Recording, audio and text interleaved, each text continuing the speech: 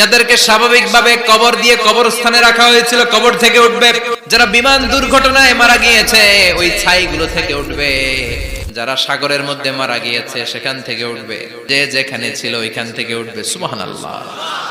লক্ষ লক্ষ মানুষ উঠে বলবে আমাদের ঘুম ভাঙাইলো কে?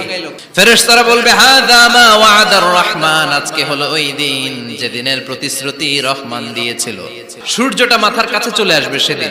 সূর্যের প্রচন্ড তাপে মাথার মগজগুলো ভাতের মাড়ের মতো গলে গলে নাকের ছিদ্র আর কানের ছিদ্র দিয়ে বেয়ে বেয়ে পড়বে।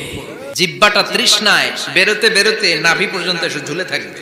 মা তার মেয়েকে দেখে দৌড়ে পালাবে, বাবা তার কলিজার টুকরা ছেলেরে চিনবে না। ও আয়েশা, দিনটা এত ভয়ঙ্কর হবে, বাঁচাও বাঁচাও ইয়া নফসি ইয়া নফসি বলে একবার ওই বিপদের দিনে মানুষ যে আকাশের দিকে এরকম তাকাবে, কার গায়ে জামা আছে কার গায়ে জামা নাই ওই কথা মুহূর্তের মধ্যে ভুলে যাবে রে আয়েশা।